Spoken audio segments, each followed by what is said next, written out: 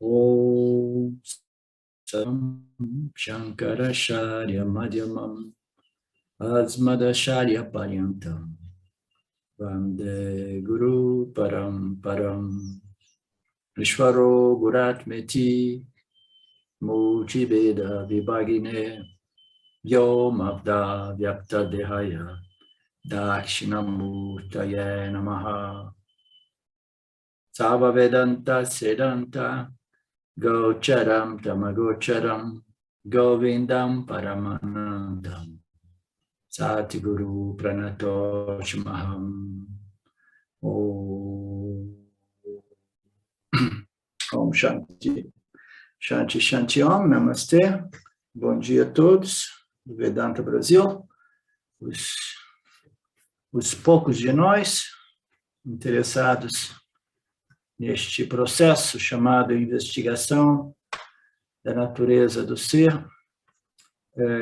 Nós estamos no capítulo 2 e nós vimos na aula anterior, ainda cobrindo o tópico, que falávamos, primeiramente nós falávamos, no texto, cobria a questão do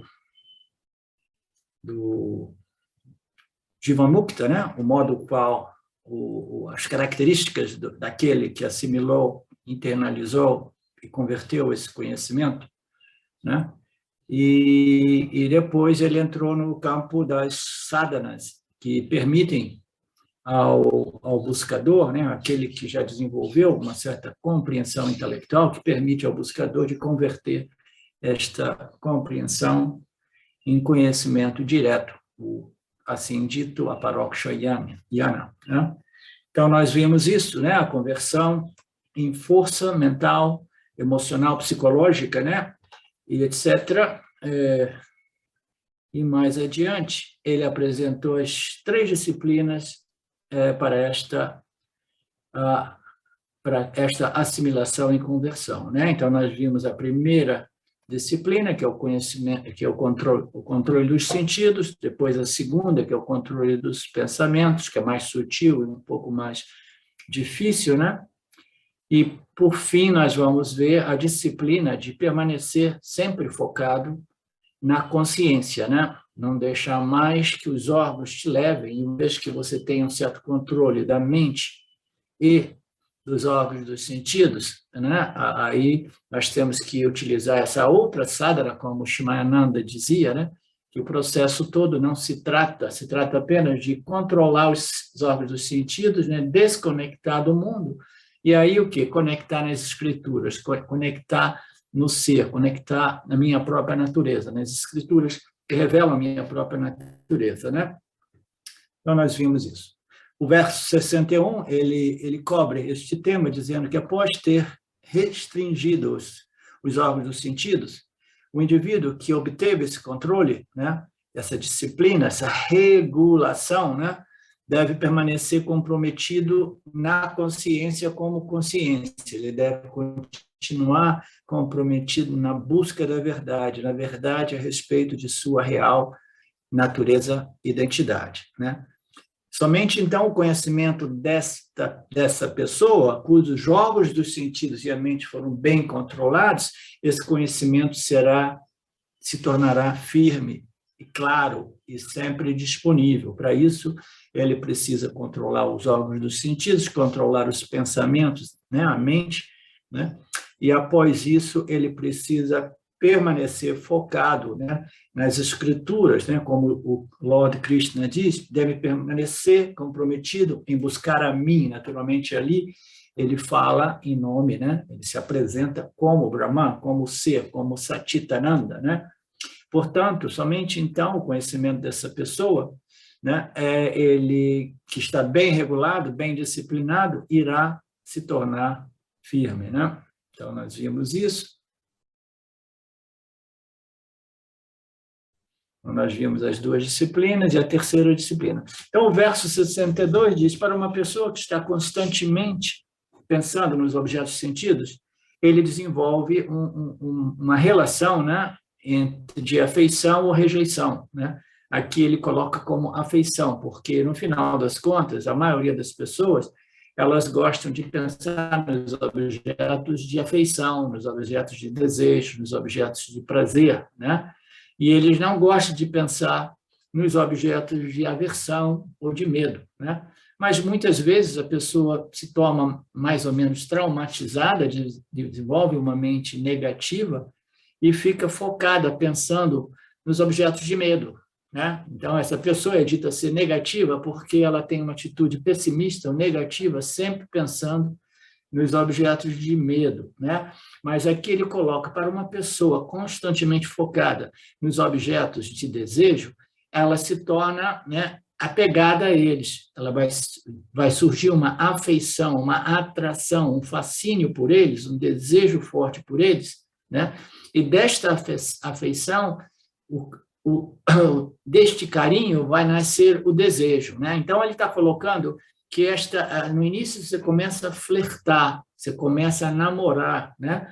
A pensar, né, no prazer, na satisfação, no priya moda que você pode extrair desses objetos de desejo, né? E desta afeição, o carinho vai ser desenvolvido. O carinho é uma forma de desejo ainda em sua configuração mais básica, né? Mais primária, mais semente ou mais muda, né? Mudinha, uma coisinha assim. Do carinho vai nascer o desejo. Aí o desejo fica bem estabelecido na mente. E, naturalmente, do desejo, o indivíduo ele acaba preso no samsara, né? Porque o desejo ele vai se tornar naturalmente, quase que inevitavelmente, um desejo compulsivo ou vinculante, ou vinculativo. E um desejo vinculativo é um desejo muito perturbador, porque é um desejo sem o qual, né, sem aquele objeto de desejo, a minha mente se sente incompleta e inadequada. Então, eu preciso, essa necessidade, essa carência, essa declaração universal de que me dê, eu preciso, vai produzir todas aquelas emoções negativas denominadas ou referidas no Gita, em outras escrituras também, como samsara, a doença do samsara, que culmina com a raiva, né, ou a depressão, e a total desilusão, a incapacidade de a destruição, o total, o extenso, né, comprometimento da minha faculdade de discriminação, porque o constante bombardamento dessas emoções, né, dolorosas, né, doídas, né, negativas, né, que nós chamamos as emoções do samsara, né, a capacidade intelectual, né, vai ficando comprometida, não só o nosso centro emocional, mas o nosso centro intelectual, porque nós somos um organismo único, bem integrado, né? Então, tudo aquilo vai ser afetado negativamente. Então, no final, vem a raiva, e depois da raiva vem a perda da discriminação e do discernimento, né? Do desejo vem a raiva e vem, né, a perda da discriminação. Então, a partir desse verso, Krishna vai falar sobre uma outra disciplina importante, que é o controle do pensamento, que é ainda mais difícil, né? Ela é mais sutil e requer mais esforço, né, de disciplina. Mas, primeiramente, você tem que disciplinar os órgãos sensoriais, né, os sentidos, porque é mais fácil, ele é mais denso, é mais grosseiro, e sem o controle dos sentidos, o controle da mente se torna impossível. Quem é que pode me explicar o porquê?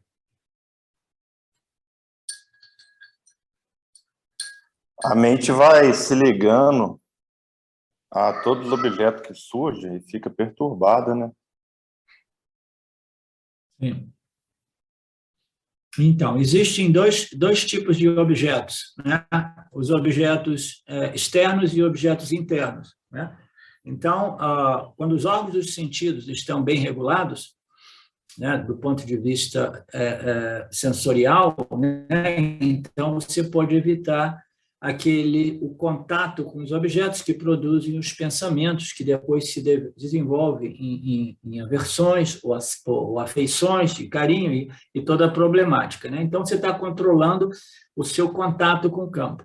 Então, esses são os objetos físico-materiais que existem externamente, mas nós temos os objetos retidos a nível mental no nosso corpo causal, né? São as impressões mentais e emocionais deixadas para trás, né? Dessa interação nossa com os objetos físicos materiais do campo, né? do Vyavahārika, né? Então, nós temos esses dois níveis de objetos, né?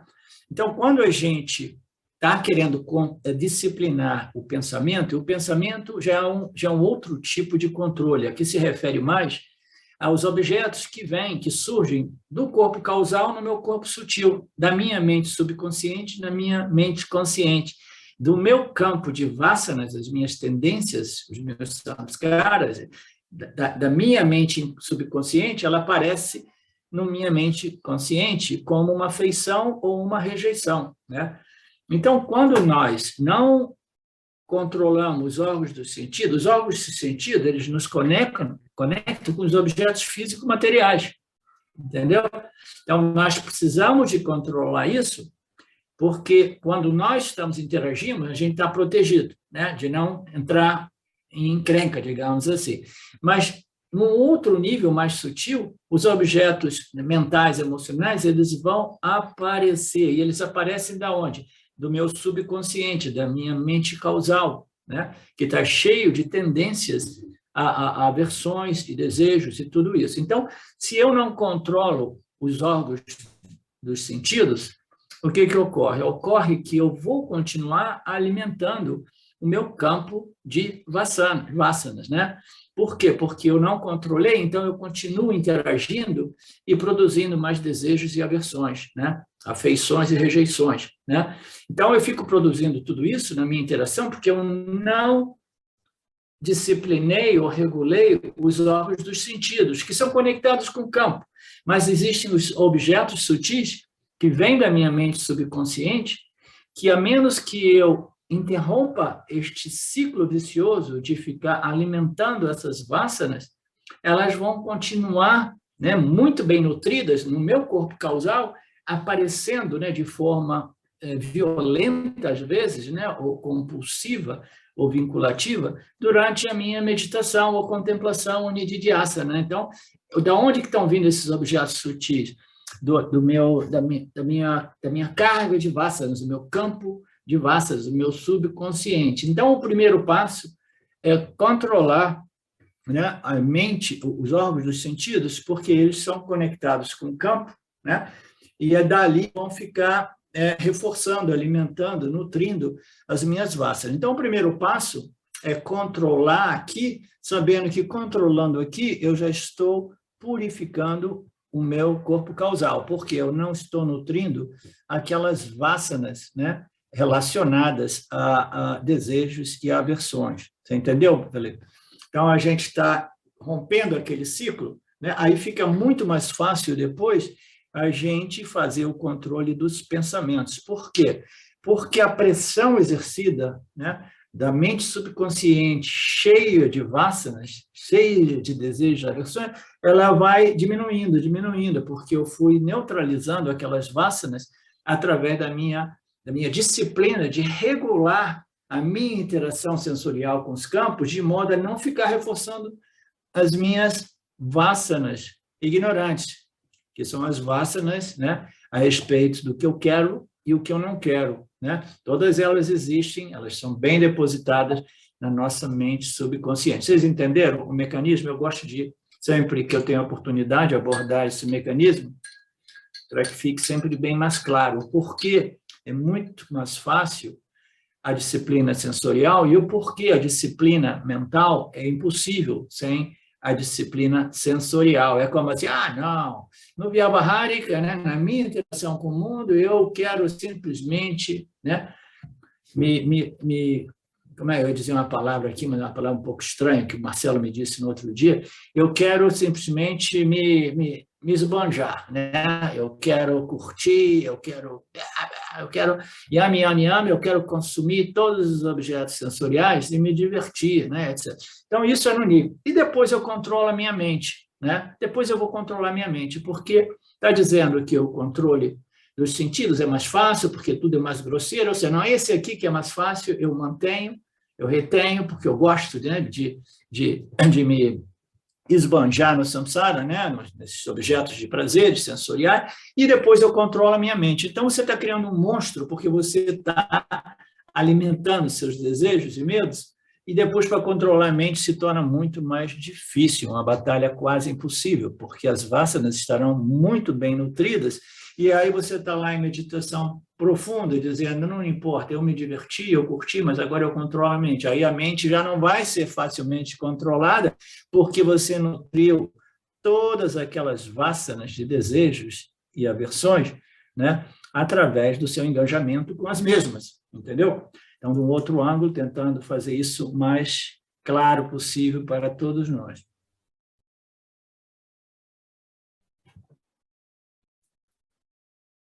Então, no caso da disciplina sensorial, né, é mais grosseira, é mais fácil, a gente pode se afastar de alguns objetos perigosos, como nós vimos, né?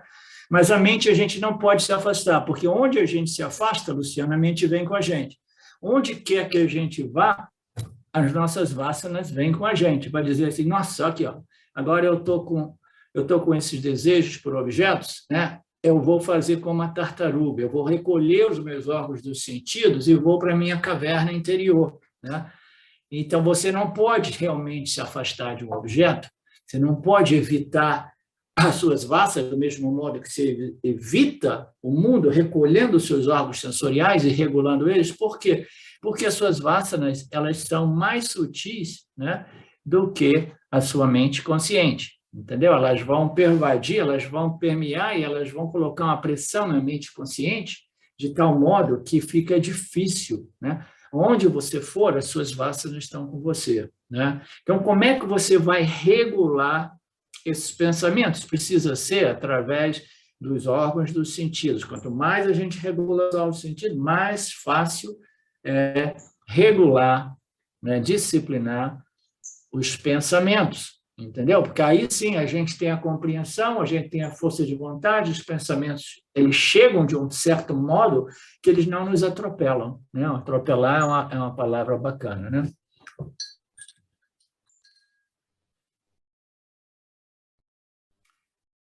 Portanto, a disciplina do pensamento é mais difícil e é extremamente importante. Sem essa disciplina, é muito difícil a gente progredir no nosso Shravana Manana Nididhyasa, né?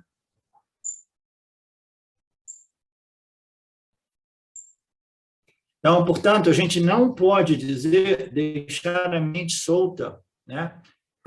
Indo para todos os cantos, né? Produzindo sensações, emoções, né? Nutrindo desejos, etc. Se você deixar ela solta, o que acontece? Vai acontecer um dano, e Krishna está falando sobre este dano. Ela vai ser impactada pelos objetos de meditação. Nós vimos na semana passada que todos nós somos capazes de meditar, nós sabemos meditar nos nossos pensamentos a respeito de objetos de grande desejo, né?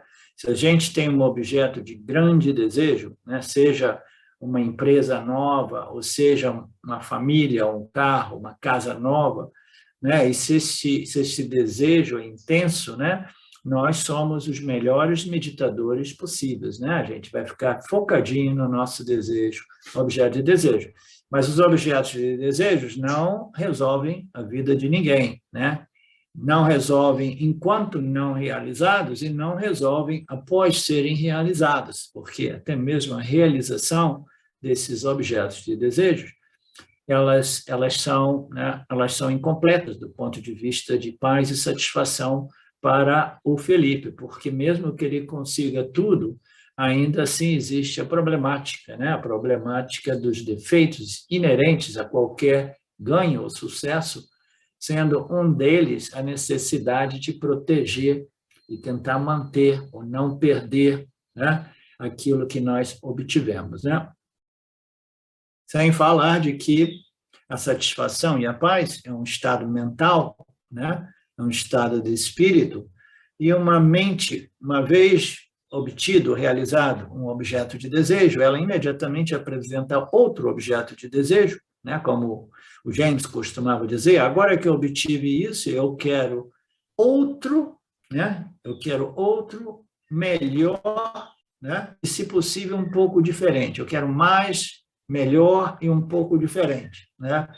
Então, a mente vai produzir, e a produção desses desejos irá perturbar a mente, que foi temporariamente resolvida através do ganho do objeto anterior. Você entende tudo isso, família?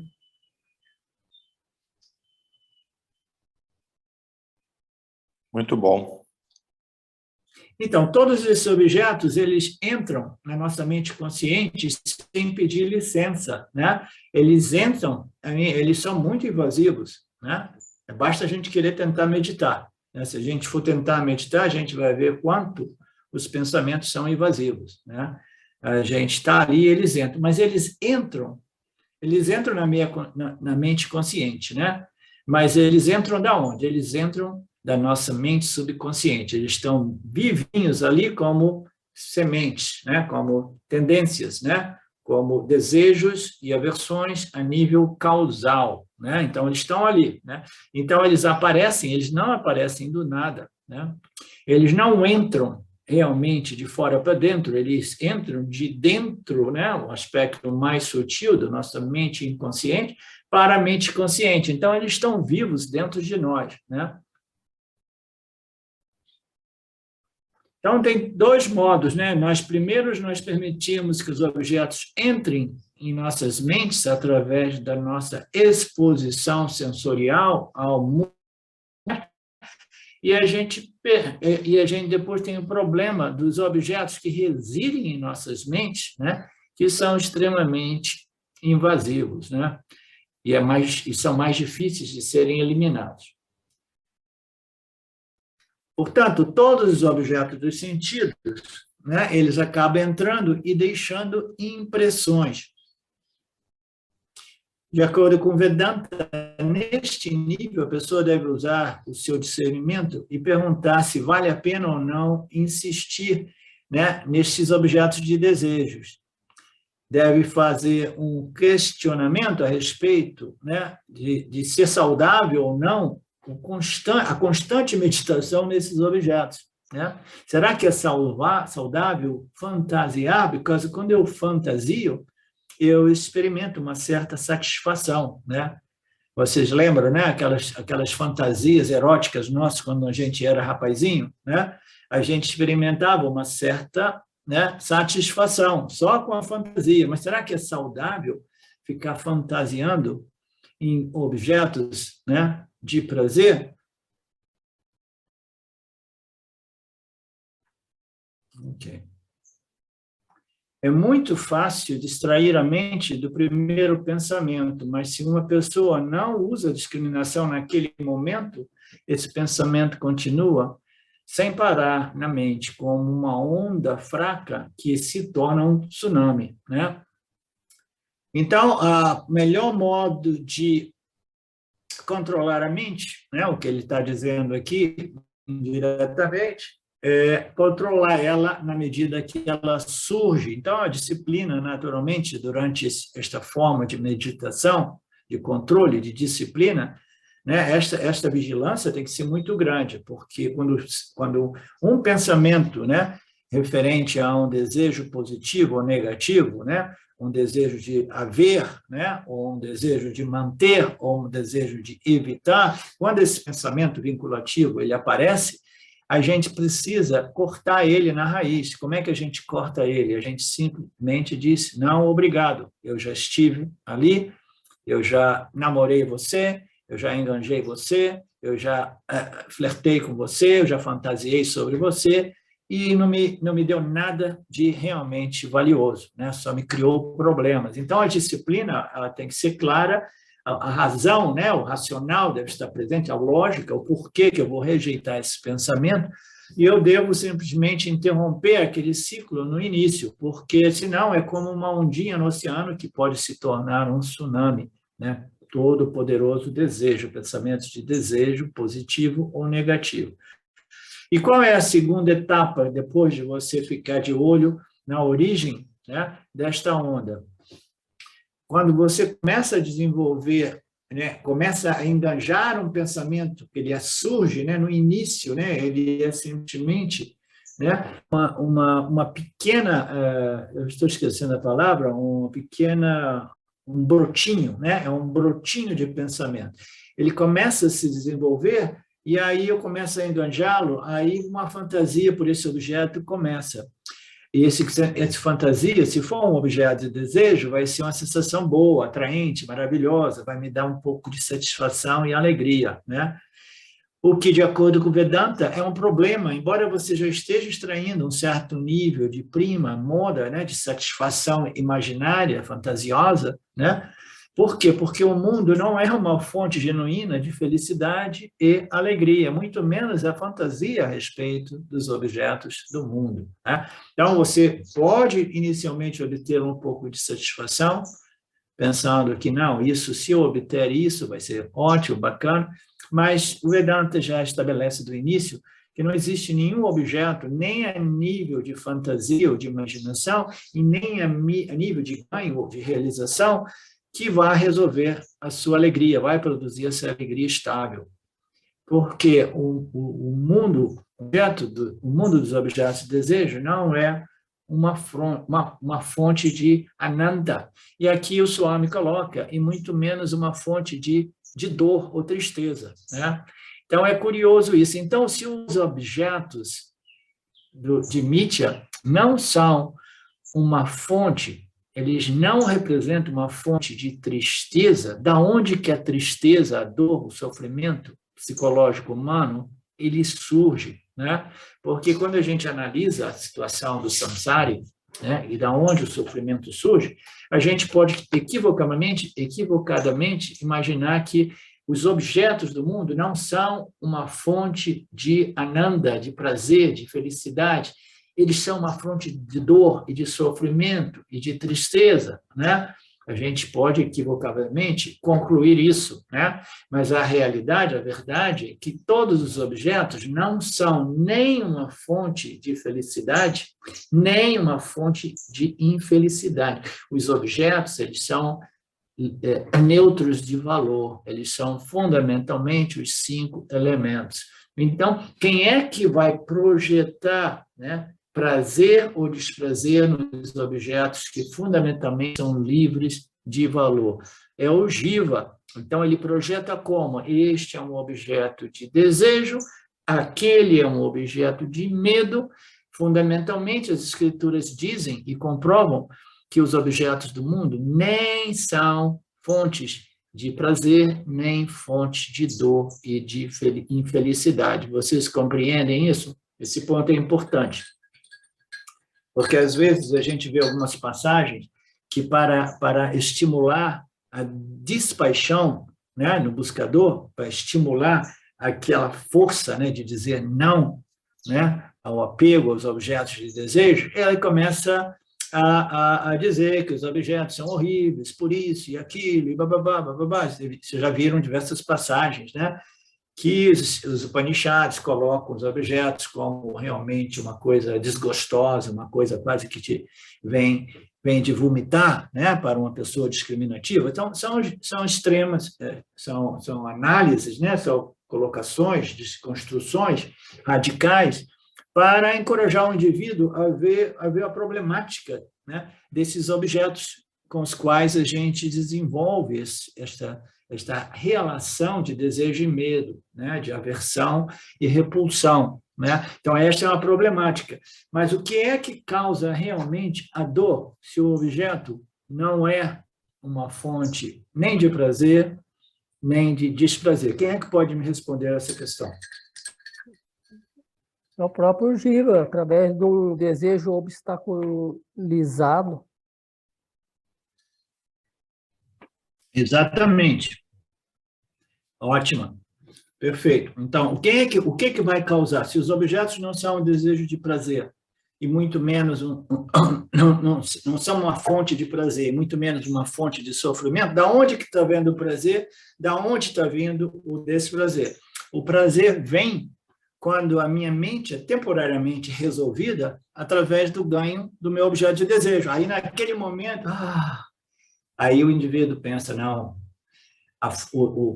essa felicidade vem do meu objeto de ganho, né? E aí o indivíduo, às vezes, ele fracassa no ganho daquele objeto, como o Marcelo diz, né? O desejo foi obstaculizado, aí ele vai experimentar o quê? Ele vai experimentar o samsara, a dor, a frustração, a raiva, a inveja, né? A depressão. Então, esses sentimentos negativos são dolorosos. E eles vêm da onde? Eles vêm dos desejos obstaculizados. Eles jamais vêm dos objetos, né? eles mesmos. Os objetos são livres de valor. Eu é que projetei valor, e aí o meu desejo foi obstruído, e aí eu vou experimentar a dor, a infelicidade. Da onde que vem, então, o prazer e a dor? Vem da mente do jiva. Quando a mente está bem resolvida, através do ganho do objeto, ele experimenta este anandinha mundano, sansárico, que é defeituoso e limitado e temporal, né? Quando a mente ela não é bem resolvida, e o pior ainda, ela é totalmente, né, irritada ou reprimida, porque ela tentou de tudo, mas ela não obteve o objeto de desejo, né? Então, é uma mente extremamente mal resolvida. Ela já é mal resolvida quando ela tem esperança de obter o objeto de desejo, mas ela se torna extremamente perturbada ou mal resolvida quando ela fracassa totalmente a respeito do ganho daquele objeto. Então, aonde que vem a felicidade e a infelicidade, né, em relação aos objetos? Ele vem da condição mental do jiva, mas o jiva é que, através de suas projeções de valor, é que criaram o inteiro sistema, né, que produz felicidade e infelicidade. Esse é o sistema felicidade e infelicidade em relação ao campo dos objetos. São todos eles criados por mim, porque os objetos, fundamentalmente, são livres de valor, embora eles sejam utilitários ou não, mas isso não produz a felicidade. A felicidade é uma condição mental, né? E ela se torna bem estabelecida, né, na medida que o indivíduo ele compreende a sua real natureza e identidade, porque tal compreensão irá neutralizar ou fulminar ou cancelar, né, ou remover essas vássanas ignorantes que me dizem que não, os objetos, eles fundamentalmente, eles produzem, eles possuem em suas fontes a felicidade e a infelicidade. Portanto, a felicidade é uma equação derivada da minha interação com o campo. Eu tenho esta resolução mental, né? Felicidade, né? Então, vocês compreenderam bem isso? Foi legal, a gente deu uma analisada mais profunda. Por quê? Porque tudo isso precisa ficar muito claramente firme e sempre à nossa disposição, porque todo dia a gente está interagindo com o campo e todo dia a gente pode escorregar e cair vítima desta ignorância, né, cósmica. Ok. Então, onde é que nós estamos? Então, o que é o mundo? O mundo é simplesmente os 5 elementos. Mundo é somente o mundo. Nós categorizamos o mundo como objetos, uma fonte de tristeza ou felicidade, felicidade e infelicidade. É por isso que quando os nossos filhos estão tocando música ocidental, a gente pode ficar com dor de cabeça, né? Então, quando a gente vê as músicas modernas das gerações novas, né, muitas vezes essas músicas são genuinamente horríveis em termos de vibração energética, né?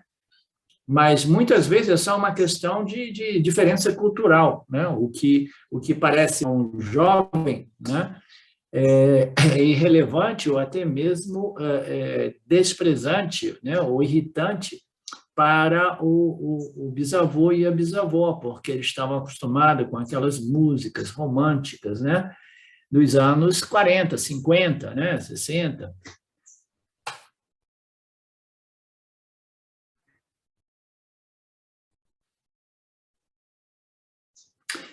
Portanto, o primeiro erro é quando eu cometo é sempre que eu me debruço sobre algo por um período longo de tempo, eu acabo preso àquele objeto, né?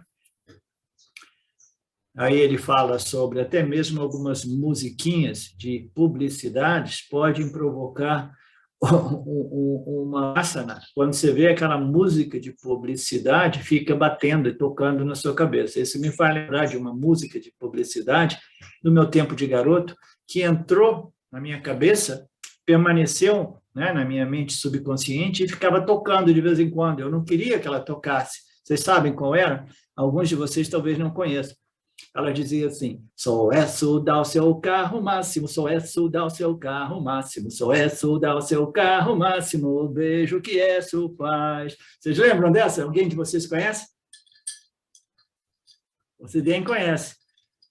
O Felipe não, porque ele é muito jovem. Então, somos eu e vocês os mais velhos também.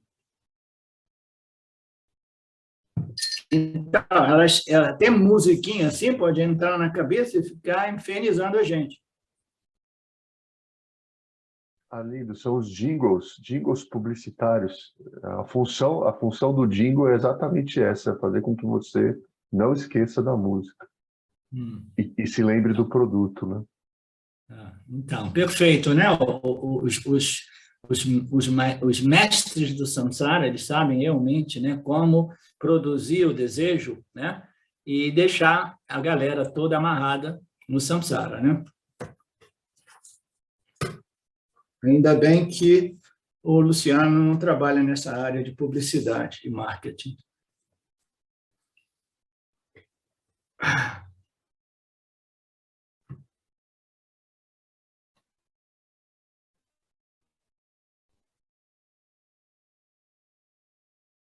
Ok, onde é que nós estamos? Você odiou, está cantando, você não gosta daquela música, mas você está cantando, né? A mente tem essa capacidade, portanto, você disse que é maravilhoso, atraente, e essa atitude é chamada de sanga, né? Sanga é associação, né? Está associado, né? Então, você fica associado a uma música, por exemplo, né? Então, qual é a solução? Krishna disse, né? Apresenta um truque para isso. Você está apenas dizendo que é maravilhoso. O Bhagavad Gita é maravilhoso, é lindo, as escrituras são lindas, essa rosa é muito bonita, nada de errado. Você está apenas apreciando os ensinamentos. Então, você vai substituindo essas tendências, essas vasanas, né, com vasanas que realmente tenham um impacto positivo no seu processo, né? Mas até mesmo com uma rosa, que é um objeto lindo, maravilhoso, você vai continuar imaginando na rosa, naquele perfume. No momento que essa rosa não estiver com você, ela talvez se torne um desejo, um objeto que irá perturbar a mente, né? Então, são colocações assim, em geral, né, para ilustrar ainda mais. A comida, né? A comida é um grande problema também, a gente fica preso, né, nesses objetos sensoriais. Ok.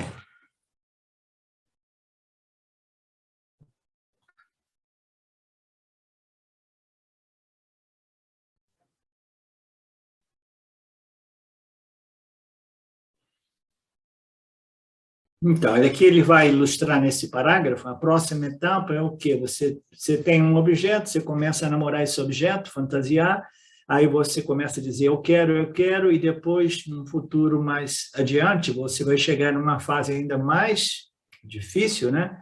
Que você vai imaginar que sem aquele objeto você não é ninguém, sem aquele objeto você não pode viver, né? Você não sobrevive sem o seu objeto de desejo, sem essa pessoa, né, que muito comumente é um objeto de desejo que causa grande vínculo de dependência, né? Então, este acúmulo de fantasias vai acabar, né, produzindo essas vasanas vinculativas, né? É chamado de kama, ou desejo, kamaha, o desejo, né? O desejo que começa como uma ondinha pequena no meio do oceano e depois ganha potencial, força, né? E se torna um tsunami. Quando nós dizemos que um desejo, que um objeto, né, de de apreciação se torna um desejo, kama, eu me torno totalmente preso e escravizado, né? Porque esses desejos vinculativos são aqueles desejos que me amarram, né? Sem os quais, né? Sem a busca de tais objetos, eu me sinto realmente um João ninguém, né? Eu me sinto incompleto, vazio, inadequado, né? Eu até esqueço o ensinamento do Vedanta de que eu sou pleno e completo sem qualquer outra coisa que o mundo possa me oferecer, né? Então, fácil a gente esquecer esses ensinamentos, né, Marcela, quando a gente está sob ataque de um desses desejos vinculativos, né? Eu não preciso de um objeto para que eu esteja satisfeito. Eu já ouvi esse ensinamento, mas mesmo assim eu esqueço tudo quando eu estou sendo vítima, né, de um desses desejos, de um desses kamas vinculativos, né? Sem esse desejo, sem esse objeto de desejo, eu prefiro o suicídio, né? Tem pessoas que se suicidam mesmo. Isso se chama kama. Portanto, Krishna diz que Sangha, da associação, né, associação com desejo, né, produz um anseio profundo, né, um desejo profundo nasce, né, e uma ansiedade e uma mente se torna, né, muito perturbada, incapaz de fazer o seu trabalho espiritual, né? Então, Krishna diz que o problema está ficando mais sério. O desejo, né, que é kama, né, se tornou agora um desejo vinculante. Então, o que eu faço? Né? Qualquer rota que eu tome não vai resolver o problema. Quais são as duas rotas que ele se refere aqui? Uma é o caminho do dizer que o Osho Ajinishi colocava para a gente naquele tempo, dizia assim, olha, se você tiver muitos desejos, eu vou criar aqui um campo, um ashram, no qual você vai poder satisfazer a maior parte desses desejos, principalmente os desejos mais inerentes à natureza humana, né? Que é o desejo por intimidade, sexualidade, amor, companhia, né? Relacionamentos humanos. Então, existem duas possibilidades da gente lidar com esses desejos. Uma é correr atrás, né? E experimentar, ganhar, obter, né? Se esbanjar, né, nesses desejos, né? E o outro é o quê? O outro é simplesmente dizer não, né, que é a supressão, né? Então, existem dois caminhos. Se o desejo não for realizado, o que acontecerá? Né? Eu vou ficar muito doído, muito sofrido, né? Por que o desejo dificilmente é realizado? Porque existe muita concorrência para tudo, né? Existe uma lei de escassez e existe uma cultura na qual a escassez que se diz? Escassez, né? Existe uma cultura, né? Existe uma estrutura governante mundial que produz deliberadamente a escassez, né? Porque a escassez permite, né, aos governantes de controlar as populações naturalmente. Imagina se a energia fosse livre, sem nenhum custo, etc. Então, o controle, né, se torna mais difícil, né? Então, a escassez permite, né, que essa concorrência grande, né, e as pessoas fiquem amarradas no corre-corre do samsara, né? Aí o bombardeamento do marketing, da propaganda, etc., né? O indivíduo fica preso, né? Então, existe a escassez, a concorrência, e a gente acaba não realizando os nossos desejos. A gente queria comprar aquela casa perfeita, aquele apartamento maravilhoso, mas o dinheiro nunca dá. Existe uma forte competição em tudo. Por isso, na maior parte das vezes, ou muitas vezes, né, os desejos não são realizados e eles são convertidos em quê? Em samsara, né? Irritação, raiva, depressão e o comprometimento da nossa capacidade discriminativa, né? E a pessoa, né, e quando os desejos são obstruídos, né, a gente tem que encontrar uma vítima, não é assim? Quando os meus desejos são obstruídos, né, a gente encontra uma vítima. Isso é muito claramente experimentado, observado nos relacionamentos pessoais. As pessoas se namoram, né, ficam apaixonadas, isso e aquilo, e por motivos complexos elas se separam. Quando se separam, a coisa mais comum é que dois dedos, um apontando para o outro, né? É a culpa sua, é a culpa minha, né? Por quê? Porque o indivíduo ele tem essa ignorância, né? Ele não compreendendo o sistema, ele jamais assume suas responsabilidades e procura uma vítima, né? Então, a gente procura uma vítima, né? E a gente pode se tornar tão violento ao ponto de querer destruir as nossas vítimas. A gente vê isso no campo da política mundial, que é um campo de guerra, onde, se for possível, eles destroem as pessoas que representam obstáculos, né? O mundo que a gente vive, do ponto de vista político, comercial, né, empresarial, é um campo de guerra, realmente, entendeu? Onde as pessoas são removidas através da destruição mesmo. Ela se torna uma opção, a destruição da outra pessoa se torna a melhor opção. Portanto, é melhor assassinar, remover, liquidar essa pessoa. Um forte desejo pode levar a pessoa a fazer tudo. Quando ele é obstruído, ele encontra uma vítima, uma pessoa na qual ele projeta a causa do obstáculo, né? Qual é a outra via?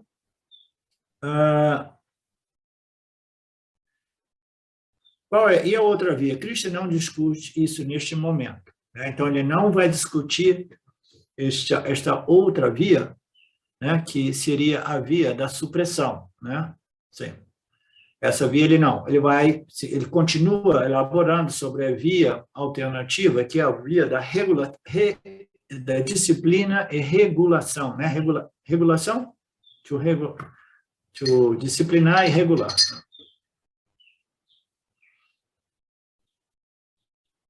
Mas ele diz aqui, o Cristo não discute isso agora, mas suponhamos que o karma, o desejo, seja cumprido. O que vai acontecer? Achamos que que seremos felizes, mas nunca seremos felizes. Procuramos um outro objeto, um outro status social mais elevado, uma conta bancária superior, mais, né, patrimônio, mais riquezas, né? Eu tenho uma infinidade de outros desejos, como nós já vimos, né? Agora, ser um milionário não basta, você precisa ser um bilionário, e agora no mundo, né, dos bilionários, existe um corre-corre para ver quem será o primeiro trilionário no planeta. Olha que loucura, né? De alguma forma, há alguma psicologia. Inicialmente, eles terão sucesso, mas imediatamente após, eles se tornam fracassados, porque um desejo irá produzir outros desejos.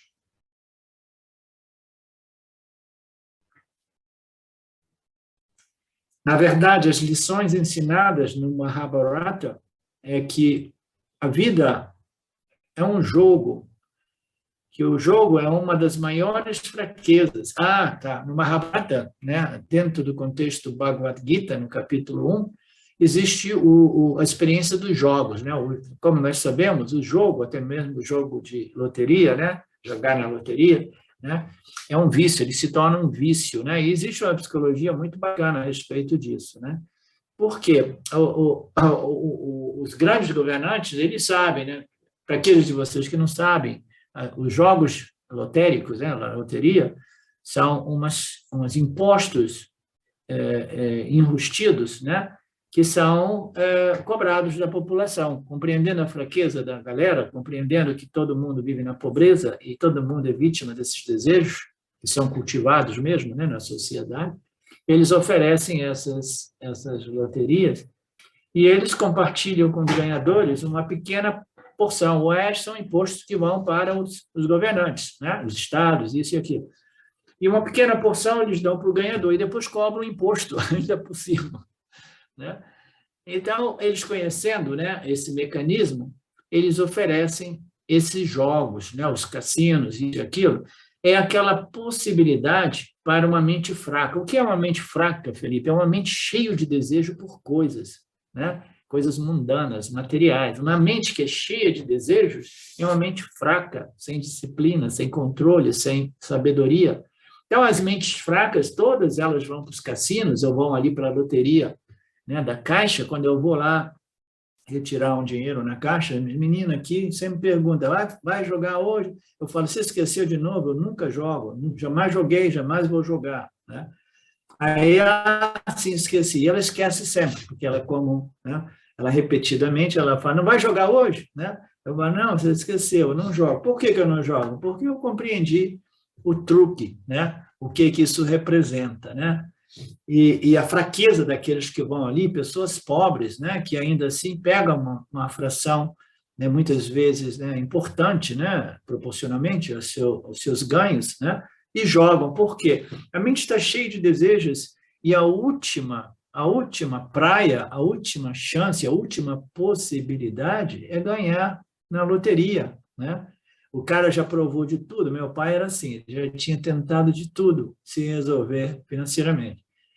Mas como ele não conseguia, ele dedicava uma parte, né, dos ganhos dele semanalmente para comprar esses bilhetes de loteria, né?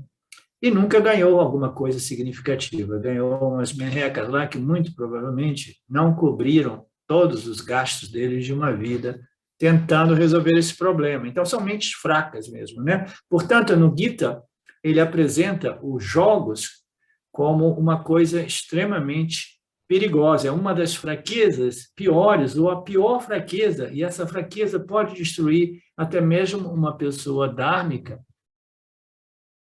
e corajosa como Arjuna. Arjuna, ele deu uma vacilada, ele foi trapaceado, ele foi intoxicado e acabou aceitando o jogo, e no jogo ele foi trapaceado e perdeu tudo, né? Então, para ilustrar o perigo dessas fraquezas mentais que querem as coisas que querem, ao ponto de ficarem viciadas no jogo, né? Vocês conhecem pessoas viciadas no jogo? O jogo é tão intoxicante, tão perigoso quanto o álcool, quanto a cachaça, né? O álcool, o uísque, né? As pessoas se destruem através do alcoolismo e tem muitas pessoas que se destroem através dos jogos.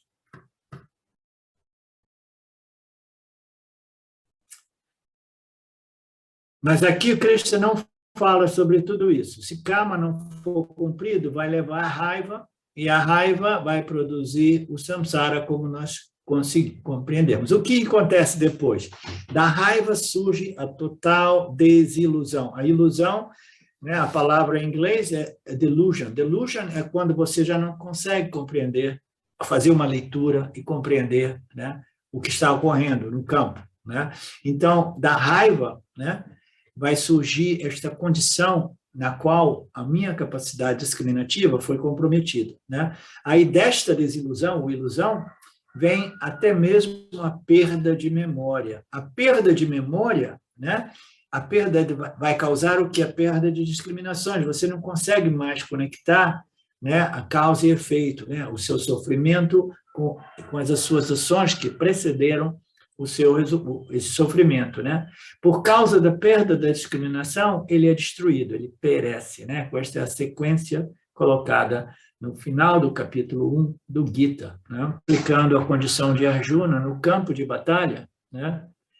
No qual ele tem uma mente totalmente comprometida, né? E tudo foi iniciado com as fraquezas mentais, como a fraqueza do jogo, né? Que não foi bem assim, porque foi uma fraqueza derivada mais do apego dele com os seus parentes, que permitiu a ele de cair numa trápula, né? Numa cilada, numa armadilha, na qual ele foi intoxicado e foi trapaceado. Ok.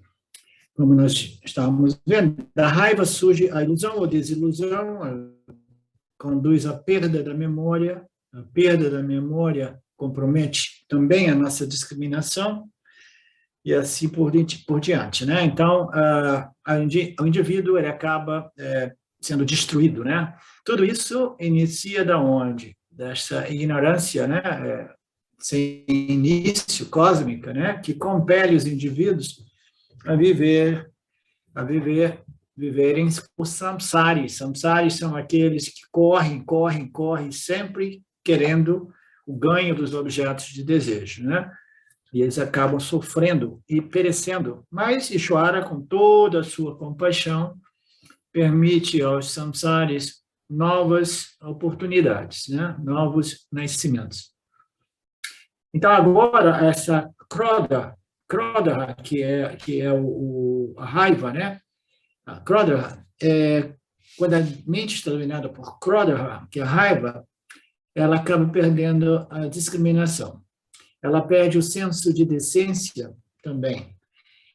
Eu esqueço quem eu sou, eu esqueço quem é a pessoa na minha frente. Essa pessoa deve ser uma pessoa idosa, pode ser uma pessoa idosa, pode ser meu pai, mas a pessoa perde, né, o senso de adequação, de decência, como ele colocou aqui, né? Então, a pessoa pode se tornar inadequada a respeito até mesmo de seu próprio pai, né? Falta a discriminação, o discernimento. Shankaracharya escreve numa outra passagem, ele diz que a pessoa pode até mesmo repreender fortemente o seu próprio guru. Ah, que interessante, hein? Muito interessante. A pessoa, né, pode ser um discípulo associado a um guru por tanto tempo, mas no momento desse, né, de raiva, ele pode até mesmo repreender fortemente o seu próprio guru, esquecendo que ele é uma pessoa para ser respeitada, né? Há crianças que até batem seus pais numa crise de raiva, né? Então, isso a gente conhece. É uma pessoa que perdeu a cabeça, como a gente diz, né? E nos Estados Unidos, é curioso, né? Eu que vivi lá 15 anos, as pessoas lá, né, eles chamam a raiva, é dito como loucura, entendeu? Quando as pessoas, oh, I was mad, né? Mad significa loucura, né? Crazy, to be crazy, né? Ou to be mad. So, se diz muito comumente, oh, I was mad, significa eu fiquei louco, né? Mas significa dizer eu estava louco de raiva, louco de ódio, eu perdi a cabeça, né? Por causa da raiva. Então, nas expressões mesmo, né, culturais, associam a raiva com a loucura, que é a perda da discriminação, né? A perda da cabeça, como a gente diz na expressão da língua portuguesa, né? A gente fica enlouquecido de raiva, né? Portanto, né, com a raiva vem uma loucura. Essa loucura muitas vezes é temporária, né? Quando a gente tem essas crises de raivas, né, que é uma forma de loucura, né, a gente se recompõe depois de um pouco. Mas quando você se submete a essas emoções fortes, né, constantemente, o que acontece? O seu tempo de recuperação é mais longo. Vocês lembram dos 3 princípios, né? Que podem ser um parâmetro para a gente avaliar o nosso crescimento, né? A frequência, a intensidade e o tempo de recuperação. Quando a gente fica submetido a essas emoções, né, frustrantes, irritantes, raivosas, tem o que a gente quer a todo custo, né? A gente não somente tem como potencial, a gente pode destruir o outro, né, quem quer que seja, né, uma vítima, mas a gente está se destruindo o quê? O nosso instrumento primário, né? A mente, o intelecto, o nosso centro emocional, a nossa discriminação, ela está sendo destruída. Então, o tempo de recuperação dessas crises de raiva, de depressão, de irritação, né, elas se tornam mais longas e existe a possibilidade que a pessoa já não se recupere. Então, este é um intelecto que pereceu, uma pessoa que foi destruída através da exposição constante desta doença chamada samsara, né?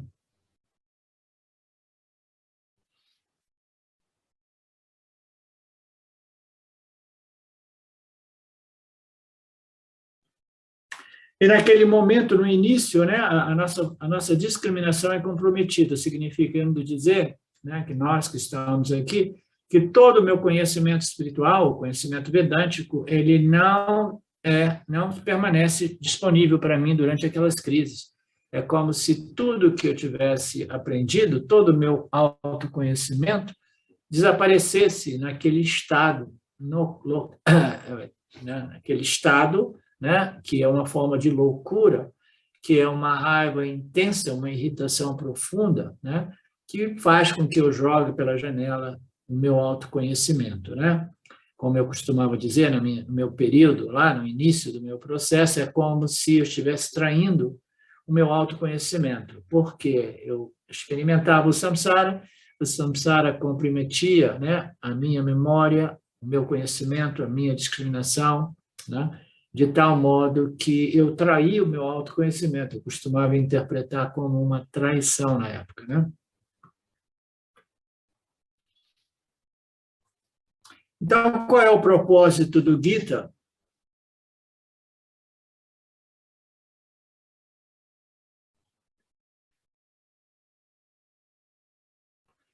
O propósito principal do Gita não é fazer propaganda, né, do Gita e do Vedanta e dos Vedas para obter, né, discípulos e seguidores. Não é nada disso. Né? O propósito é nos propiciar essa força, esse equilíbrio mental, emocional, intelectual, né, para os momentos de crise. Quais são as crises? São as adversidades mais, né, mais profundas, mais, né, radicais mesmo, aquelas crises, né, aquelas condições, né, que realmente, né, afetam a maioria das pessoas, né, mas para o indivíduo que se fortaleceu, né, ele mantém um certo equilíbrio, né, que o imuniza contra essas crises do campo, né? Caso contrário, eu serei como o Karna. O Karna é um personagem, né, de um desses Puranas, né, que tinha todos os mantras extraordinários, mas ele tinha um sapa que, num momento crucial, ele não se lembrava dele. Muito interessante, eu não conheço essas passagens desse tipo Purana, mas esse personagem, Karna, ele era versado nos mantras para todo tipo, né, de elevação ou de resolução, ou estabelecimento, né, de uma condição mental, ele repetia os seus mantras, né? Mas no momento que ele tinha uma crise profunda, né, de krodha, de raiva, né, ele perdia a cabeça, naquele momento que ele mais precisava, ele não se lembrava nem sequer de um mantra, né? Okay. Neste caso, todo o estudo do Gita se bloqueia, né, como se fosse um vírus que entra no seu sistema. Então, ele está associando, né, fazendo uma analogia dessa raiva, Krodha, como se fosse um vírus que entra e aí você perde até mesmo o seu sistema de memória, fazendo um paralelo com o computador, né? Vírus, aí ele apresenta ele com seus joguinhos de palavras, né? Ele diz que vírus, ele leu em algum lugar, não são todas essas criações do Swamiji, o V significa vital, I significa informação, R significa recursos e U significa abaixo, S significa cerco. Vírus é uma forma abreviada de recursos de informações vitais sob cerco, significando que as informações que eu armazenei, elas não estão disponíveis para mim, elas foram isoladas, né? Alguma coisa assim. Lembre-se que a raiva é uma forma de vírus que irá, né, compartimentalizar, né, os meus conhecimentos, de modo que eles não permanecem disponíveis quando eu mais preciso deles. Certo, Marcelo?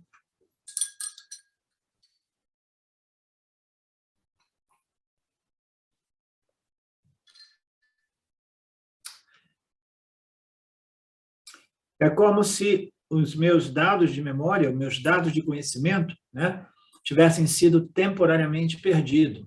Depois disso, ele se lembra, e aí ele se lembra dos conhecimentos, né? Mas é mais tarde. Quando a utilidade está no Gita e o seu significado, portanto, o próximo estágio é a perda da memória. Ele está tentando ilustrar o modo qual esses ensinamentos, eles não estão disponíveis a todos nós em todos os momentos. Por quê? Porque quando a gente entra num vírus, a gente pega um vírus, entra num sistema de crise, né? Esses ensinamentos, eles são perdidos temporariamente, né? Como se tivesse perdido os seus dados temporariamente através de um vírus, né? Então, ele está querendo dizer aí que essa é é o que essa passagem do Gita se refere quando fala sobre a perda da memória, perda dos dados, perda do conhecimento, né? Que você terá disponível no momento que você mais precisa desses conhecimentos, né? Então, essa força, esse equilíbrio é uma capacidade que nós temos de permanecer, manter esses ensinamentos sempre vivos em nossas mentes, em nosso intelecto, como eu frequentemente coloco, né? Os ensinamentos vivos, sempre presentes, à nossa disposição, principalmente quando nós vivemos situações muito extremas, né? de crise. Então, suponha que ele ainda não seja avisado e não tome medidas para remediar a situação. Então, o que será o próximo outono? Uma vez que o conhecimento é obstruído, então o poder discriminativo é perdido ou comprometido. Anteriormente, ele usava a palavra samoha, que é a perda temporária de discriminação. Enquanto buddhi-nasaha, usado agora, é a perda permanente da discriminação. Então, como eu estava ilustrando antes, a gente vai perdendo temporariamente, né, a nossa discriminação, o nosso conhecimento, a nossa capacidade de discernimento, e etc., e chega um ponto que a gente perde esta faculdade definitivamente, né? Aí que o indivíduo realmente ele pereceu, ele destruiu, ele precisa de um outro ciclo de nascimento, né? São casos extremos, e eu vi o meu irmão passar por este processo, né? Alguns de vocês talvez lembrem. Ele foi perdendo, no final ele teve como é que se diz? A bênção de sofrer um ataque do coração e falecer, porque a sua dor era imensa, né? Era imensa mesmo. O indivíduo é destruído. E quando a mente do indivíduo é destruído, é um ponto sem retorno, é exatamente o que eu me referi a respeito do meu irmão que faleceu 5, 6 anos atrás, né? Antes havia alguma esperança, porque ele se recuperava daquele estado, né, de perda total de conhecimento, de memória, né, de discriminação, né? Então, ele tinha aquelas crises, né? Ele perdia a cabeça, ficava enlouquecido, mas ele recuperava, né? Então, tinha ainda esperança, né? Talvez eu não tenha mais esses lapsos, né, de conhecimento, de memória ou de discriminação, né? Então, no início existe uma esperança, mas quando a mente realmente destruída, o indivíduo perece, né? Não existe mais nenhuma esperança, né?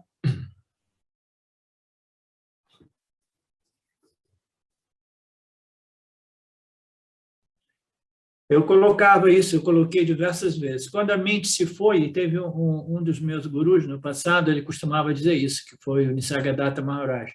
Ele dizia, when the mind is gone, everything is lost. Né? Então, ele se referia em outros contextos, né? Mas quando a mente se foi, né? Quando o indivíduo já... Ele fala assim, se foi, mas será? Né?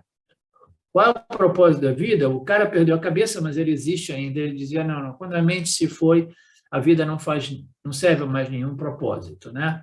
Sim, senhora Carmen, a senhora tem uma questão, uma reclamação ou uma indignação?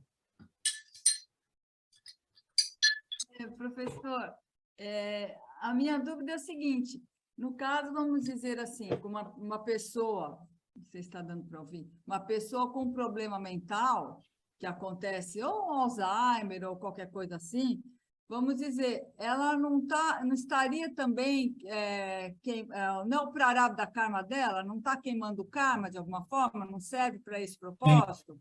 Então, essa é uma questão. A outra é assim, por exemplo... Uma pessoa que sofre de uma condição mental deste tipo, entendeu? Ela se torna um problema para os familiares, não tiverem dinheiro para colocar ela numa casa de pessoas, né, enlouquecidas, né? Essas casas mais sensíveis, né?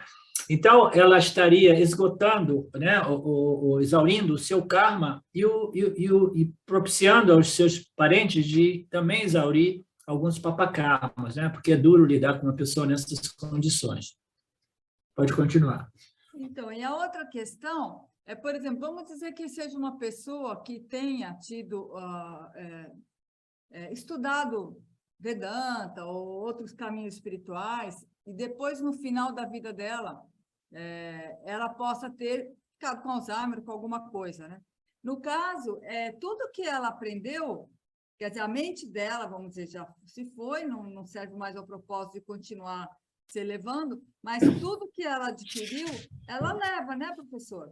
Aí não fica intacto, ou só porque no final da vida atrapalhou tudo? Como seria isso?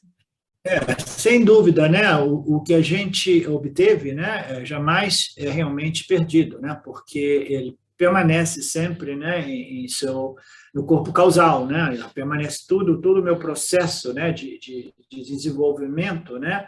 Muito embora eu tenha uma doença mental, né, como essas doenças modernas, né, Alzheimer, entre outras, né, demência, etc. Então, eu já não sou mais operacional, eu já não sou mais funcional, entendeu? Eu já não consigo viver neste mundo independentemente. Então, eu vou criar problema para os meus familiares, isso e aquilo, e às vezes essas pessoas, né, têm reações emocionais muito violentas também, né?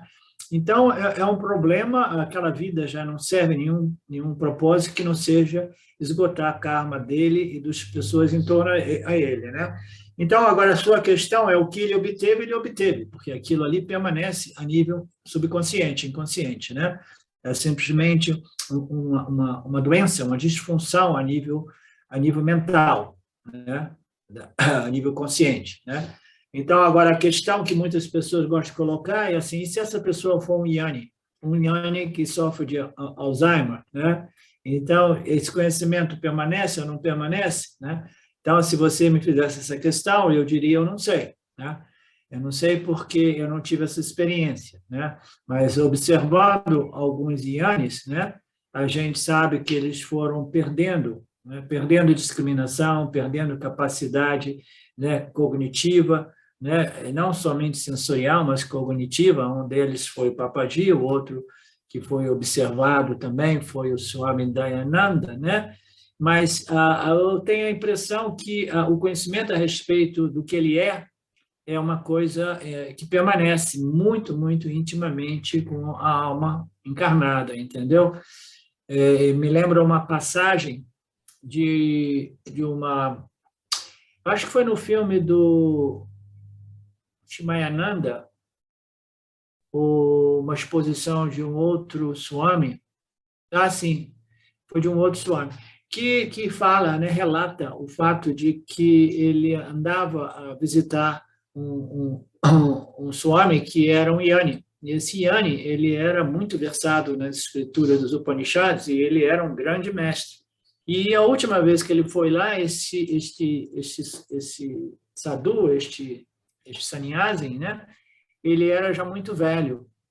E aí ele já não conseguia lembrar dos ensinamentos, né? Ele tentava lembrar assim, ele dizia, a mente já está muito cansada, a memória já está defeituosa, eu não lembro, eu não posso te responder, né? Porque aí ele disse assim, mas que importa, entendeu?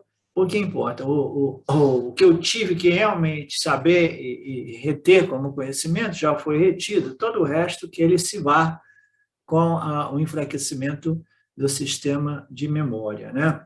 Então, é difícil dizer, mas o autoconhecimento é um conhecimento tão íntimo, né, a respeito daquilo que o Jiva Atma é, que eu especulo que até mesmo com algumas disfunções cognitivas, eles talvez esteja ainda presente, né? Seria interessante ver um Yanni com a mente muito bem estabelecida, forte. Talvez o Yanni tenha dificuldade de sofrer essas doenças, né? Muito embora essas doenças nos dias de hoje são associadas a outros fatores que não sejam somente, né, o exercício inadequado do nosso livre-arbítrio, né?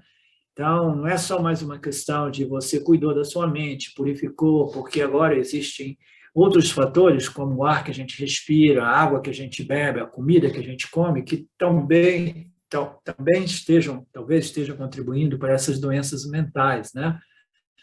Mas, em geral, o Yanni, eu acho que ele raramente sofre de uma doença deste tipo, né? E que é mais relacionada ao uso inadequado da mente, né? Uma mente fraca, uma mente, né, ignorante, né? Mas a gente nunca sabe, né? Exatamente. São especulações. Alguma coisa mais? Não. Ok, obrigado.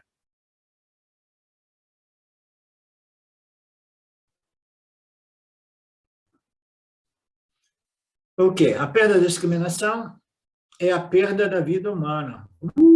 Forte, isso aqui é mais ou menos nas linhas daquilo que Nisargadatta Maharaj dizia, né? Se você perdeu a mente, perdeu a memória, perdeu a discriminação, você perdeu a sua vida não serve a nenhum propósito. Se serve a um propósito, é simplesmente de esgotar um determinado karma, né? Por que que ela é a perda da vida, né? Ela já não faz mais nenhum sentido a propósito, né? A perda da discriminação é a perda da vida porque eu deixo de ser um ser humano quando eu já não tenho a possibilidade de discernir e discriminar, né? E observar e respeitar o Dharma, etc. Então, eu já não serve mais um propósito. A vida é uma escola, e essa escola requer esse instrumento primário do ser humano, que é a mente, o intelecto, né? que a permite, né? de transformar experiência, né, em conhecimento, em compreensão, em sabedoria, né? Se a gente perde o instrumento primário, a vida já não faz nenhum sentido. Tá? Sim, mas eu lembro a primeira esposa minha, ela existia na casa dela, né, um quarto que era para a avó deles, né, uma família grande, mineira, com muitos filhos, né? E eles tinham um apego por esta avó, e a avó vivia em coma lá já há muito tempo, né?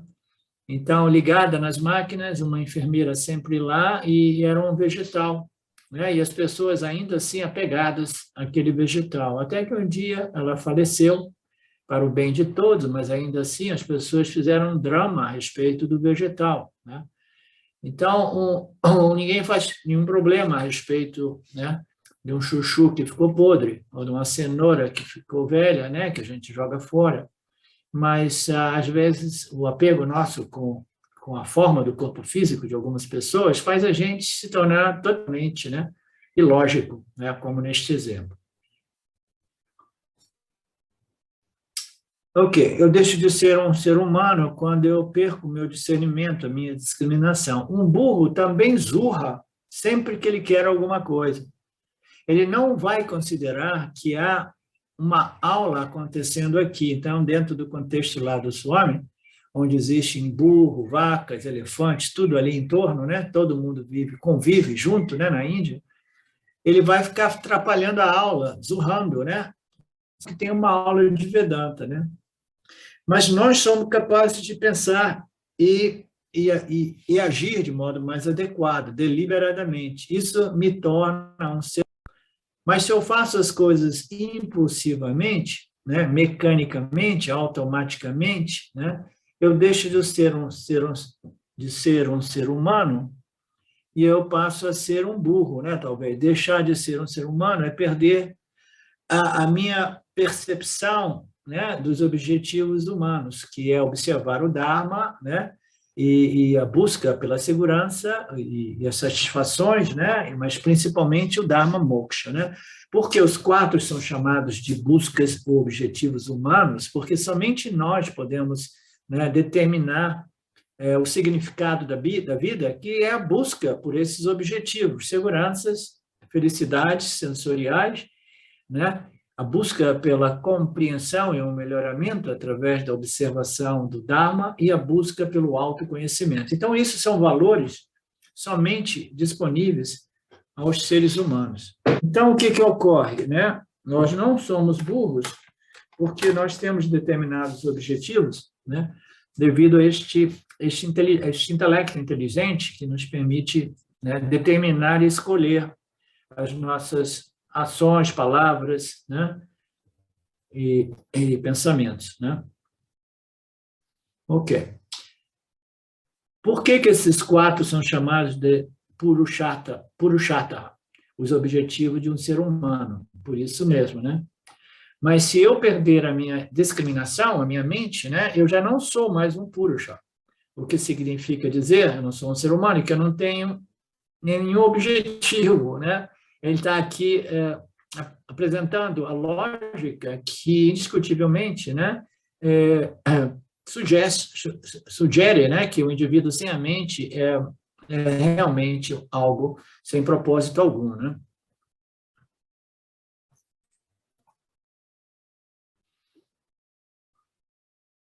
A vida humana é simplesmente um desperdício, terminou.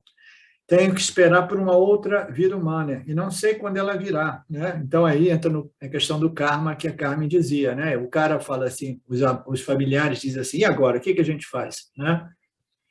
A gente tem que pagar esse karma, o cara vai ficar pagando esse karma, né? Até que um outro nascimento se torne disponível, né? Até que chegue uma outra vida humana, outra encarnação. Portanto, Krishna adverte fortemente para que não sejamos impulsivos, que a gente seja muito discriminativo e ao ser discernitivo, né? E que haja sempre deliberadamente, né? Considerando, né? Refletindo cada uma de nossas ações, até que nós tenhamos essas vasanas, né, de discernimento, de discriminação, de observação, né, os valores éticos, kármicos, morais, dármicos, né, que naturalmente o indivíduo já não precisa de deliberadamente, né, fazer um esforço deliberado para agir em harmonia com essas leis cósmicas universais. Isso é chamado de escada da queda, a queda humana, a escada da queda humana, né? O indivíduo, ele inicia, aí ele vai sofrendo do samsara, a mente vai desenvolvendo esses problemas, essas doenças, ela vai perdendo, né? Ela vai entrando em crises, em perdas de discernimentos temporários, até que a perda pode ser permanente, né? Essa escala de declínio, de queda, né, da vida humana, que é tão comum, né, principalmente nos dias de hoje. Poucas pessoas se elevam, a maioria das pessoas declinam, né, neste período da história da humanidade nossa, neste planetinha, né, que termina com Kroda e depois com total perda da discriminação. Qual é o início desta queda? Vishaya Dhyana, cegamente residindo em qualquer objeto. Visyasa Dhyana é meditação, é a capacidade nossa de concentração e foco e meditação nos objetos do mundo, de desejo, né, sansáricos, né? Qual é a causa desse declínio? O foco total nos objetos de desejo e de medo, né? Aqueles objetos que chamam a nossa atenção e nós nos tornamos muito bem focados como um grande yogi, um grande meditador nos objetos de desejo, né? Então, eu vou residir cegamente em qualquer objeto de desejo e isso irá, né, gradualmente destruir a minha mente. Então, vamos ver se tem algumas notícias mais positivas aqui. Nessa passagem foi um pouco meia pesada, né? Falando do modo qual o Jiva ele acaba, né, se destruindo, perecendo, né, através desta ignorância, né? Sem falar no declínio natural devido ao envelhecimento, porque nosso nível energético, nosso nível mental discriminativo vai declinando. Então, a gente precisa aproveitar, agora que todos nós somos jovens, né, para a gente exercer devidamente a nossa capacidade intelectual antes que seja tarde, né? Antes que a gente entre num declínio, né, acelerado devido a este utilísio, né, indevido do nosso livre-arbítrio, né, e até mesmo com a idade avançada. O verso seguinte diz, mas, movendo-se entre objetos inevitáveis dos sentidos, com os órgãos dos sentidos bem sob o meu controle, que são livres de gostos e desgostos, eu, o autocontrolado, desfruto de uma mente tranquila, clara e bem focada, bem disciplinada, né? Então, agora vem a boa notícia, né? Antes nós estávamos elaborando os versos que falam o modo qual, através do qual o Jiva Atma, ele perece no samsara, né? Mas, por outro lado, né, nós temos a possibilidade de, apesar da interação com o campo dos objetos, que são inevitáveis, porque os órgãos dos sentidos eles se conectam inevitavelmente com os objetos respectivos, né? Então, apesar da interação inevitável com os objetos de contato inevitáveis, porque os órgãos dos sentidos eles os conectam, né, inevitavelmente, né? Eu, sendo uma pessoa, né, bem disciplinada, né, que obtive o controle dos sentidos, né, e que não somente disso, eu tenho controle dos sentidos e a minha mente já não é operada por vasanas de gostos e desgostos vinculativos, né? Então, eu tenho controle dos órgãos sensoriais, eu tenho um certo grau de purificação, de modo tal que essas vasanas de gostos e desgostos, de querer e não querer, né, de desejos e medos, elas já não estão condicionando a minha mente, né? Então, eu estou purificado através das minhas disciplinas, né, através do karma e das meditações e das sadhanas de controle e de disciplinas, né, do órgão de sentido, do órgão da ação, da fala, dos pensamentos e etc., né? Então, através de tudo isso, eu desenvolvo, né? O autocontrolado, o purificado, né? Eu desfruto uma mente serena, focada, clara e tranquila, que é a plataforma na qual a gente pode eficazmente, né, fazer o nosso Shravana, Manana, Nididhyasana, né?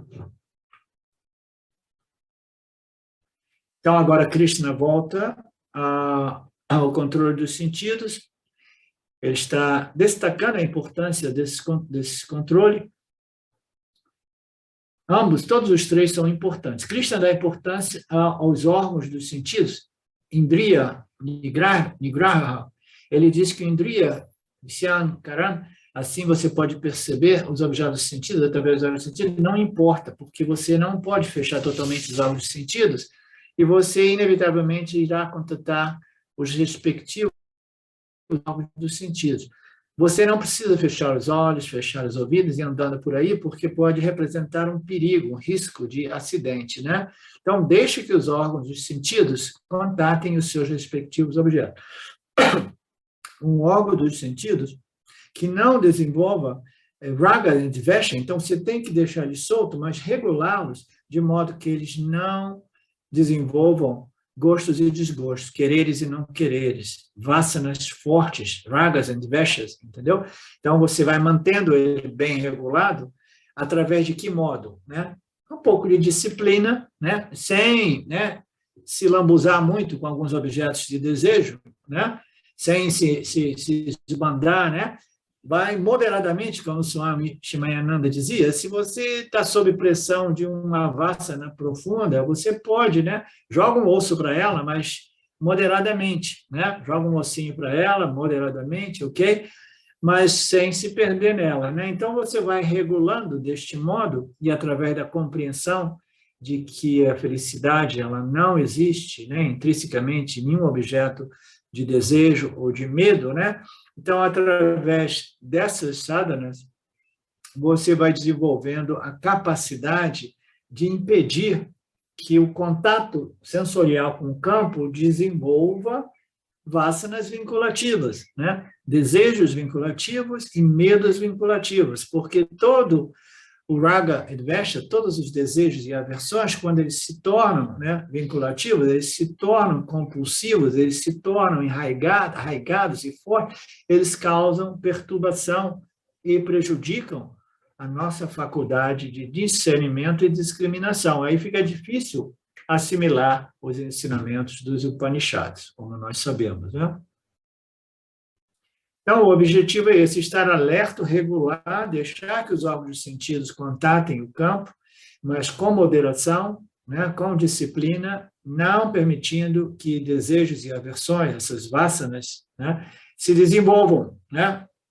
Porque você sabe, acima de tudo, que os objetos não possuem alegria e nem possuem a tristeza. Nunca permita que esse equívoco seja desenvolvido, que eu, por um momento ou outro, pense que esses objetos possuam intrinsecamente a felicidade ou possuam intrinsecamente a infelicidade, né?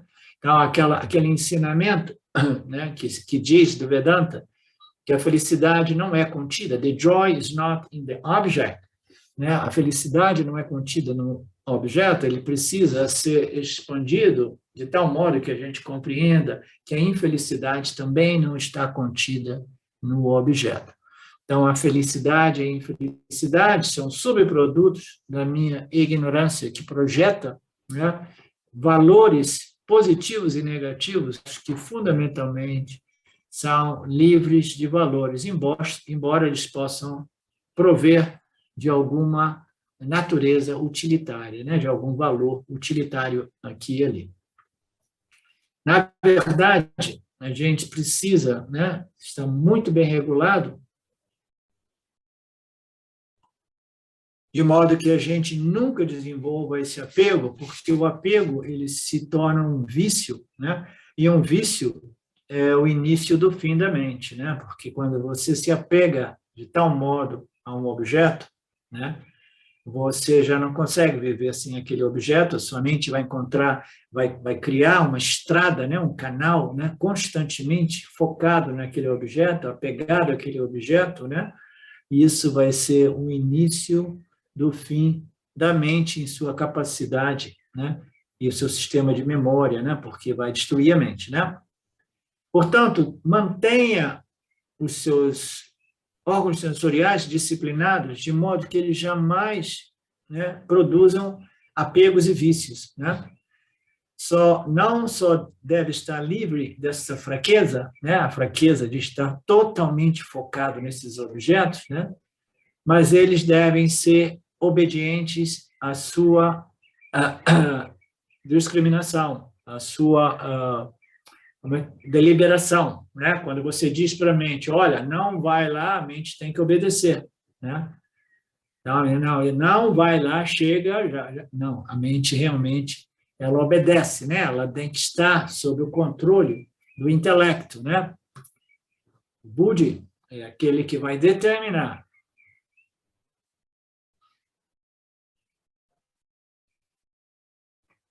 Como o álcool, né, e o alcoolismo, todos sabem que o álcool, né, é muito prejudicial, né? Então, você tem que enumerar todos os males do álcool, né, e lembrar constantemente. Então, agora, o meu Buddhi, ele compreendeu, uma vez que esteja muito claro, né, é mais fácil compreender por que o álcool é realmente não recomendado pelas escrituras, porque o jogo não é recomendado pelas escrituras. Existem diversas estruturas espirituais, religiosas, que apresentam, né, determinadas leis ou normas, né, de conduta, né, ou mandamentos, né, ou coisas assim, mas não sempre elas são seguidas da lógica que sustentam o porquê de não usar o álcool, porquê de não ser vítima do vício, né, da droga, o vício, e por que a droga é um problema, entendeu? E por que o álcool é um problema, por que o jogo, né, se torna um problema. A gente precisa compreender, né, a lógica, né, a análise de tudo isso, de modo que a gente tenha uma clara percepção do porquê a gente não pode permitir, né? A gente não vai dar chance, né, para essas sementes da destruição do intelecto humano, né?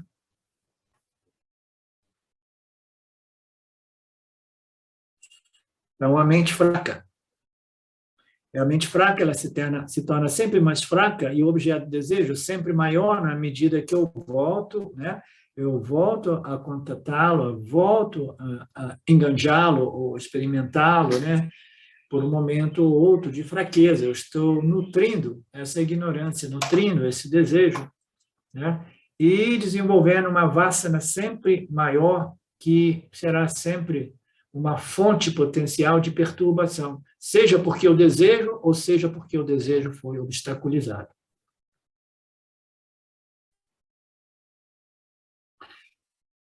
Esta vida, a vida de uma pessoa bem, né, bem controlada, né, bem autodisciplinada, né, é uma vida que é dita aqui, uma vida chamada de vida de maestria, uma vida de disciplina. Você é mestre do equipamento, você é mestre desse sistema, né? Sistema o que? Vassana, desejo, palavras, ações, né? Então, eu vou regular, eu vou ser um mestre, né, desse sistema que, fundamentalmente, que geralmente é governado pelo intelecto, né, sob efeito de ignorância. Mas nós temos o privilégio de obtermos esses ensinamentos que nos permite a maestria do sistema, né, do nosso sistema operacional.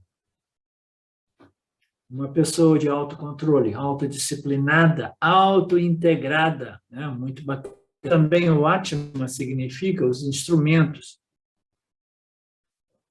O Atma aqui não significa, né, o Satchitananda, mas o Atma significa um instrumento, né, através do qual o Atma se autodisciplina como um ser humano, como um Jiva Atma, né? Portanto, essa expressão sânscrita, né, Videya Atma, significa o disciplinado, aquele que tem um conjunto obediente de órgãos, né? Os órgãos obedecem o seu comando, né? E tal pessoa é o Prasada Madhigachati. A maior vantagem é de não sofrer perturbações violentas, perturbações mentais violentas, porque você é o mestre do seu sistema, né? Mesmo que haja algum tipo de discussão em casa, quando a discussão está esquentando, o sábio, né, o autocontrolado, ele sabe quando reduzir a temperatura e quando se afastar de uma discussão, porque, como diz o Swami, não sei se foi o Dayananda ou Shimayananda, quando a discussão ela sobe, né, ela produz mais calor do que clareza, né? Quanto mais a temperatura da discussão vai subindo, ela vai produzindo mais calor, mais raiva, né? E muito menos, e pouquíssimo, compreensão ou conhecimento ou clareza, né? Mais calor é produzido do que luz, luz sendo um símbolo de compreensão, né, e conhecimento.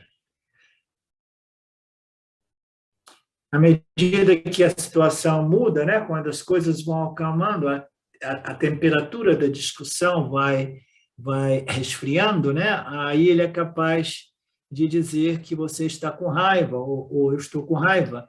Esta não é a condição ideal para a discussão, né? Então, não, isso antes, quando ele vê que a temperatura está subindo, ele discrimina e ele evita que aquilo se torne realmente uma questão ainda mais difícil de ser controlada, né?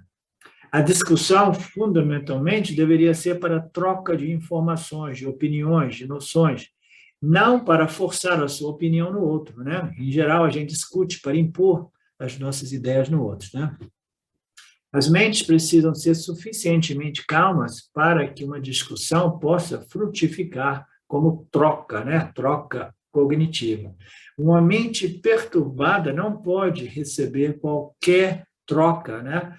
Às vezes a gente quer falar com algumas pessoas, né? Algumas coisas, principalmente nos dias de hoje, quando a gente vê que a outra pessoa emocionalmente, né, está né, apaixonada por suas noções, né? Ela está presa de modo caloroso às suas noções, por mais ilógicas que elas possam ser, é sempre melhor a gente não entrar no mérito deste diálogo, porque uma pessoa totalmente, né, apaixonada por suas noções, qualquer que sejam, né, elas não possuem nenhuma abertura, né?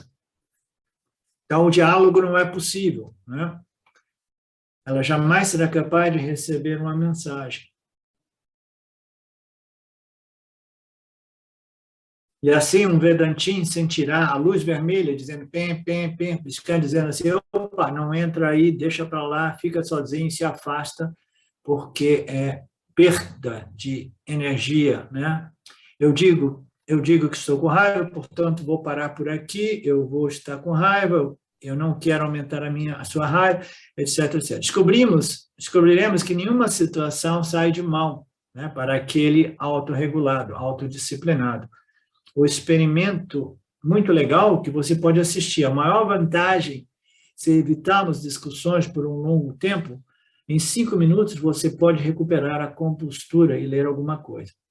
Então, está dizendo que se a gente evita essas discussões violentas, o nosso tempo de recuperação, sempre que ocorre uma irritação, é imediato quase, entendeu? Em 5 minutos você pode recuperar e pode ler as escrituras novamente. Como é que você consegue ler as escrituras, né? Se sua mente estiver envolvida na raiva, né? E na total loucura, né? A perda da memória, discernimento, né? Você não consegue ler nada, a mente está totalmente, né, comprometida, né? Mas não, se você for bem regulado, você recupera a sua compostura rapidamente. Mas se você não for autodisciplinado, discuta por 15 minutos, algumas pessoas ficam presas numa discussão por 500 minutos. Quanto mais longo for o argumento, mais tempo levará para recompor a mente. E, portanto, estudando Vedanta, muito alerta vai evitar esses argumentos, né? E qual é a vantagem que ele tem?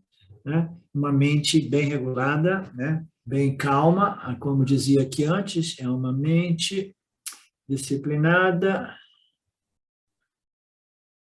é uma mente que desfruta a tranquilidade, né? A clareza, né? O foco, as memórias, o conhecimento, né? bem firmes e disponíveis, e etc, etc.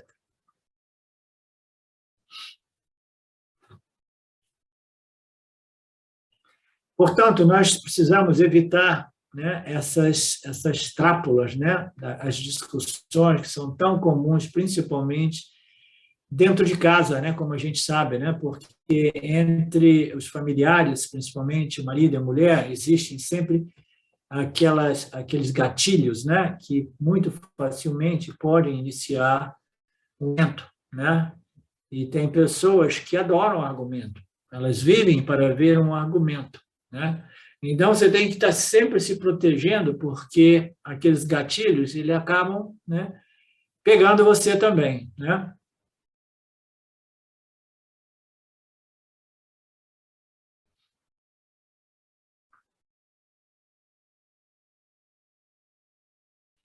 Ok.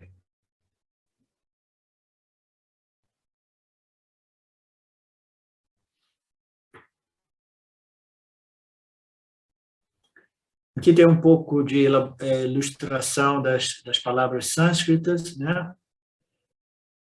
Que não é muito relevante, eu poderia ter cortado um pouco disso. Ok. Está dizendo que para um vedantino que compreendeu, né, o seu relacionamento com Ishvara, né, uma mente tranquila é uma mente que desfruta do prasada, né? Então, o prasada é alguma coisa que você tem de valioso, né, que fundamentalmente vem do Criador, né? Então, através dos ensinamentos, né, revelados pelo Criador, nós temos a possibilidade de regular, disciplinar a mente, né? E a gente vai transformar uma mente problemática, uma mente triste, né, em uma mente calma, uma mente plácida, uma mente satisfeita, né? Então, prasada aqui é um substantivo abstrato que significa uma mente pura, calma, focada, alerta, né? É um grande. Vocês lembram, né? O punha mais elevado, vocês já devem ter me ouvido dizer isso, o punha mais elevado que existe é uma mente, né, resolvida, uma mente, né, prasádica, uma mente, né, que desfruta deste prasada, né? Por quê? Porque a mente é um instrumento primário do experienciador, e se ela for uma mente refinada, pura, né? E calma e focada, né? Então a experiência, qualquer que seja a experiência, ela vai ser recebida de um outro modo, mesmo que sejam experiências difíceis, né? Então o mais importante é desenvolver o punya mais elevado, que é uma mente satívica, uma mente contemplativa, uma mente clara, né? Focada, uma mente feliz, uma mente alegre, né? Etc, etc. Então, este é o punya mais elevado que existe, que se refere ao nosso instrumento primário de experiência. E aqui ele volta a falar sobre se a gente desiste de uma discussão, não significa fraqueza, e significa o quê? Fortalecimento, né? Uma grande vitória, um controle, né, dessa ignorância, né? O ego que se apega numa discussão e quer provar que eu sou certo e o outro é errado, né? 100% dos casos eu quero estar certo numa discussão, né? Essa é a natureza do ego. E quando nós entramos naquele jogo, né, a pessoa já não consegue ouvir, né? Nenhuma das duas pessoas consegue ouvir. Nós podemos até dizer ok, mas dentro de mim eu estou falando ok, eu faz de conta que você está certo, mas eu sei que eu que estou certo, né? Então, tudo isso é simplesmente, né, uma perda de energia, tempo, é melhor evitar. É melhor evitar a turbulência mental, é muito importante, né, este controle, esta disciplina, de modo que a assimilação, né, dos conhecimentos, né, expostos nas escrituras do Vedanta possam ser internalizados. Ok? Portanto, Krishna diz prasada, né? Obtenha este prasad da purificação da mente, né? Uma mente calma, um coração tranquilo, focado, discriminativo, contemplativo. Mas na próxima aula, Hari Om, assim disse o Swamiji. Ok, Marcelo? Então amanhã nós iniciamos do próximo file, né? Já deve estar publicado. Alguém tem alguma coisa a dizer? Ou a dizer? Então, até amanhã, Ishvara permitindo.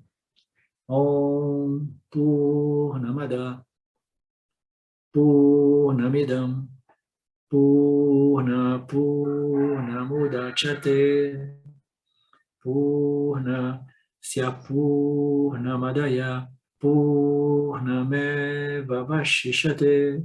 Om Shanti Shanti Shanti. Thank you, Lord. Thank you, my friends. Olá, queria trazer aqui para vocês o quanto eu tenho me beneficiado dos ensinamentos do Vedanta. Esses ensinamentos do Vedanta, eles mudaram a minha vida, o meu estilo de vida, né?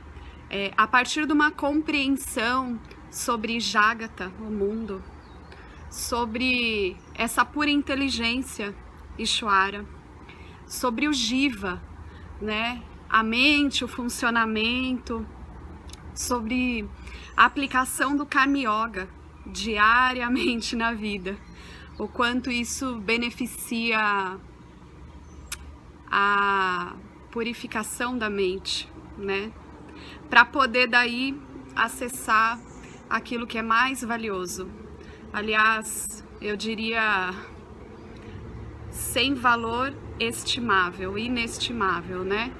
Uma riqueza profunda, que é a compreensão sobre os ensinamentos de Satya, a consciência, a existência ilimitada que sou.